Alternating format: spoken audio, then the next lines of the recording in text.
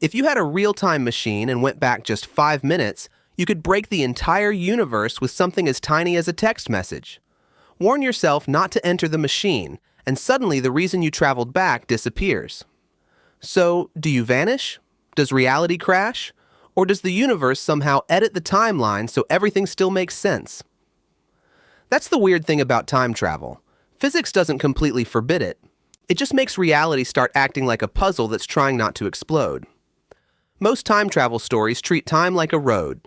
You're here, the past is behind you, the future is ahead, and a time machine is basically a car that can turn around. But modern physics gives us a stranger picture. Time isn't just the ticking of a clock. Time is part of the structure of the universe. It bends, stretches, slows down, and in some extreme cases, might even loop. So the real question isn't just, can you travel through time?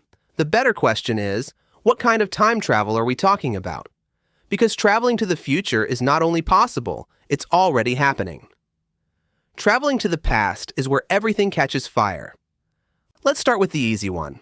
Going forward in time. You're doing it right now at a rate of 1 second per second.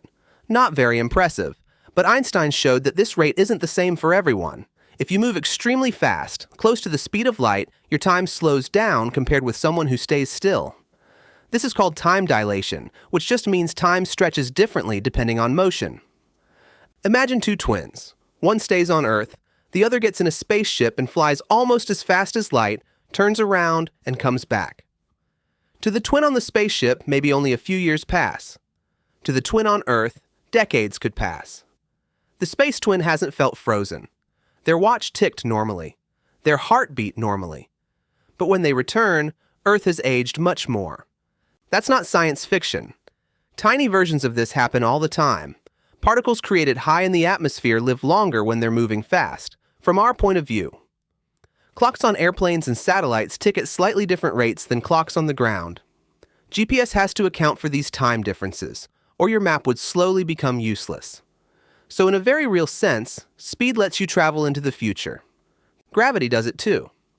The stronger gravity is, the slower time runs compared with places where gravity is weaker. If you could hang out near a black hole without getting destroyed, time for you could pass much more slowly than time far away. Spend an hour near the black hole, come back, and maybe years have passed elsewhere. Again, you haven't reversed time. You've just taken a shortcut into other people's future. This kind of time travel doesn't break reality because cause and effect still behave. You leave, time passes differently. You return. No one is undoing the reason anything happened. The universe is weird, but it's consistent. The real trouble begins when you try to go backward. The classic problem is the grandfather paradox. You travel back in time and prevent your grandfather from meeting your grandmother. If they never meet, one of your parents is never born. If your parent is never born, you're never born. But if you're never born, who traveled back to prevent the meeting? The cause erases itself. It's like pulling the bottom block out of a tower and expecting the tower to still be standing. You don't even need a dramatic family example. Suppose you build a time machine today, then go back to yesterday and destroy the parts before you build it. If the machine is never built, you can't travel back. But if you can't travel back, the parts don't get destroyed. So the machine is built. So you do travel back. So the parts are destroyed. It loops forever. That's why time travel seems to break reality. Our everyday world depends on causes coming before effects. You throw a glass, then it breaks. You don't see broken glass leap together and then cause your hand to throw it backward. The past feels fixed because everything now is built on top of it. But physics doesn't treat time quite as emotionally as we do. In relativity, the universe can be pictured as space-time, 3 dimensions of space plus 1 dimension of time woven together. A person's life is like a path through space-time. You don't just occupy places, you occupy events, here, at this moment. This leads to an idea called the block universe. It's not proven as a full philosophy of reality, but it comes naturally from relativity. In this picture, the past, present, and future are all part of one 4-dimensional block. Your sense of now is like a spotlight moving along your path, but the whole path may already be there.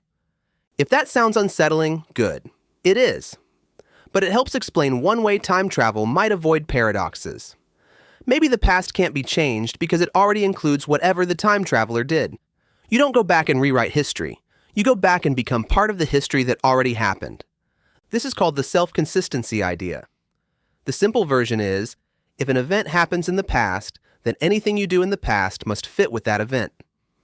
You can try to stop your grandparents from meeting, but something will prevent it. Your car won't start, you'll get the wrong address, you'll accidentally introduce them. Reality won't let the timeline contradict itself. That can sound like magic, but it's really a rule about consistency. Think of a movie file. If you jump to an earlier scene, you can watch it, but you can't make the actor choose a different line. The scene is already part of the completed movie. A time traveler inside the story might feel like they're making choices, but those choices were always part of the story. Here's a famous type of time loop example. A scientist receives plans for a time machine from a mysterious visitor. The scientist spends years building it, then travels back in time and gives the plans to their younger self. So who invented the machine? Nobody exactly. The information exists in a loop. That's called a bootstrap paradox. Something has no clear origin. A book, a song, a machine blueprint, even an idea could be passed around a loop forever. It doesn't necessarily contradict itself, but it feels like cheating. Our brains expect every object and idea to have a beginning. A time loop says, what if the beginning is just the loop? This is where time travel gets less like breaking a rule and more like finding a loophole in the rulebook. A self-consistent loop can exist without direct contradiction, but it creates uncomfortable questions. Where did the information come from? Does the universe allow causes to circle around instead of running in a straight line? And if it does, are you actually free to do anything different? There's another possible escape route, branching timelines. Instead of changing your own past, maybe going back creates or enters a different branch of reality. You stop your grandparents from meeting in that branch, but your original timeline still exists. You were born there, built the machine there, and left. The new branch has a different future. This is the version a lot of modern fiction likes because it dodges the grandfather paradox. You're not deleting yourself, you're making a new path. It's like copying a document, editing the copy, and leaving the original untouched. Does physics actually support that? Maybe, but not in a simple, proven way. Quantum mechanics has an interpretation called many worlds, where every quantum possibility plays out in a different branch. A quantum event is something tiny, like a particle being measured one way instead of another. Many worlds says the universe doesn't pick only one outcome, it branches into all of them. But that doesn't automatically mean you can hop between branches in a DeLorean. Many worlds is an interpretation of quantum behavior, not a time machine manual. Still, it gives physicists and science fiction writers a way to imagine past travel without contradiction. If the past you visit isn't your own past anymore, then you can change it without erasing yourself. So far, we've talked about logic, but what about actual physics? Is there any route to the past that equations allow? Surprisingly, yes, at least on paper. General relativity, Einstein's theory of gravity, describes how mass and energy bend spacetime. In some extreme mathematical setups, spacetime can bend so much that a path through time loops back on itself. Physicists call this a closed timelike curve. In plain English, it's a route through spacetime where you keep moving forward locally, second by second, but end up arriving at an earlier time. That's important. You wouldn't necessarily feel time running backward. Your watch would tick normally. You'd move forward into your own next moment, but the geometry of spacetime could bring that next moment into what everyone else calls the past. One famous idea involves wormholes. A wormhole is a hypothetical shortcut connecting two distant points in spacetime. Picture space as a sheet of paper.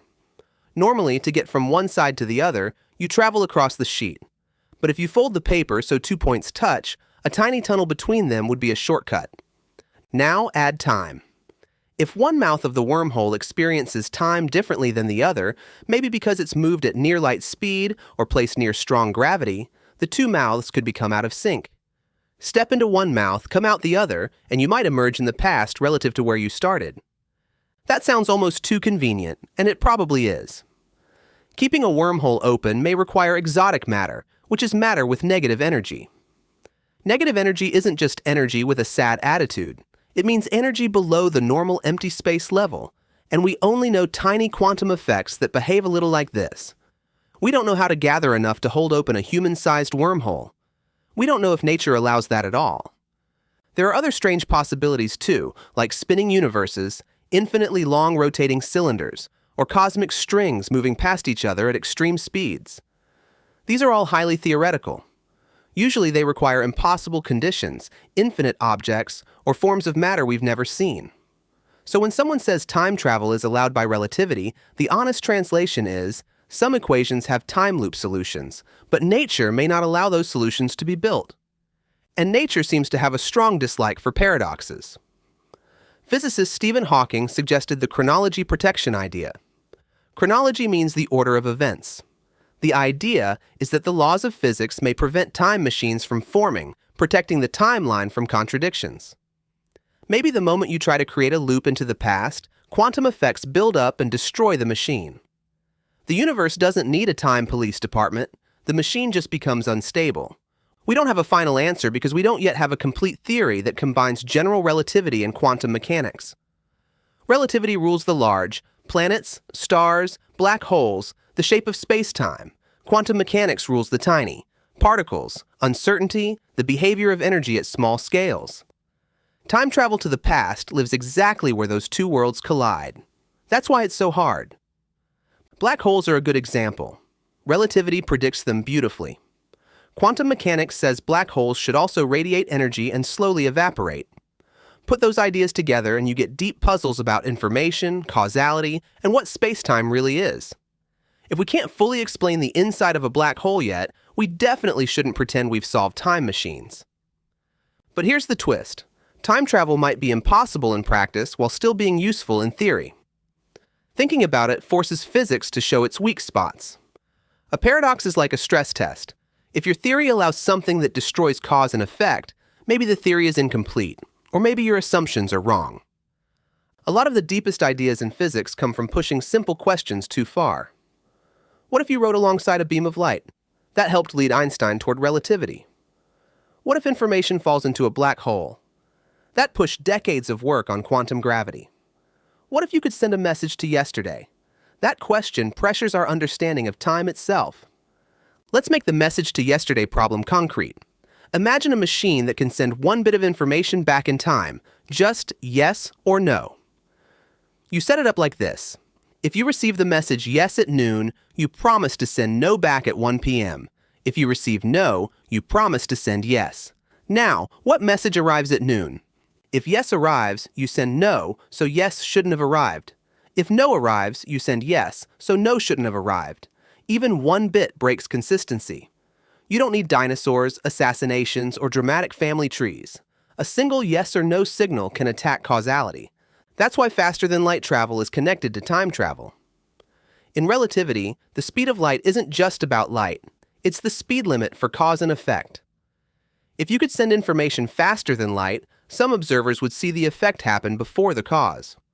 With the right setup, you could send messages into the past. So faster-than-light communication isn't just fast texting. It threatens the order of reality. This also explains why quantum entanglement doesn't let you send messages to the past. Entanglement is when particles share a connection, so measuring one tells you something about the other, even across huge distances. That sounds faster than light, but you can't control the result to send a usable message. It's like two mystery envelopes that always match, but you don't get to choose what's inside. No controllable message means no broken causality. So what would need to be true for past time travel to actually work? First, spacetime would need to allow a loop. Not just in a math fantasy, but in our universe with real matter and energy. Second, the loop would need to stay stable. It couldn't collapse, explode, or flood itself with radiation. Third, it would need to obey some rule that avoids contradictions. That rule might be self-consistency, where the past can't be changed. Or it might be branching, where changes create separate histories. Or it might be something we haven't discovered yet. Notice what's missing: the movie version where you casually rewrite your own timeline and return to a changed present. That's the most popular version, but it's also the messiest. If the past is truly changeable, then reality needs a way to decide what happens to all the consequences. Does everyone's memory update? Does matter rearrange instantly? Does the old timeline vanish? What counts as old? The more you poke it, the more it behaves like story logic, not physics. The self-consistent version is cleaner but emotionally frustrating. You can go to the past, but you can't change anything that would make the trip impossible. You might cause the events you were trying to prevent. The branching version gives you freedom, But it also means you may never return to the exact home you left. You can change a past, but not your past. That's the central trade-off. You can have consistency, or you can have change, but having both is extremely hard. There's also the practical problem that even future time travel is brutally difficult. To jump far into the future using speed, you need enormous energy and protection from impacts, radiation, and acceleration. A grain of dust hitting a near-light-speed ship could be catastrophic. To use gravity, you need to survive near an object like a black hole and then escape. Physics may allow it, but engineering laughs at us from across the room. Past time travel is worse. We don't have wormholes. We don't have exotic matter reservoirs. We don't know how to shape space-time on demand. We don't even know if time machines are banned by deeper laws. Right now, past travel is less like building an airplane before airplanes existed and more like asking whether the rules of reality include an airport at all. Still, it might work in limited ways.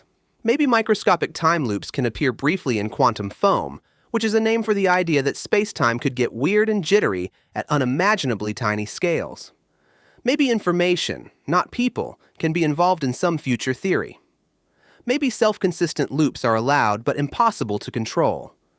Or maybe the final theory of physics will slam the door completely. The honest answer is not simply yes or no. Forward time travel is real. Backward time travel is mathematically tempting, logically dangerous, and physically unproven. It breaks our normal picture of reality because it attacks cause and effect, but it might still work if the universe has a built-in way to preserve consistency. And maybe that's the strangest possibility of all. A working time machine might not let you become the author of history. It might reveal that you were always one of the sentences. So if someone ever steps out of a glowing portal and says they're from the future, don't ask them for lottery numbers first. Ask them whether they can change anything.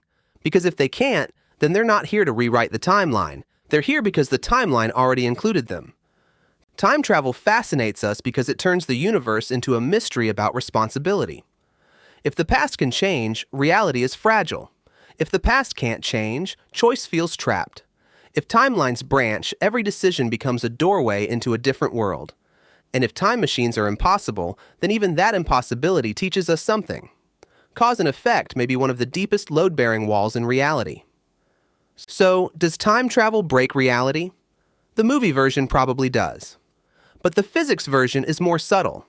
The universe may bend time, stretch time, and maybe even loop time, as long as the final story still adds up. If this made your brain feel slightly folded, that's the correct reaction. Subscribe for more explanations where the universe sounds fake, but the science is real.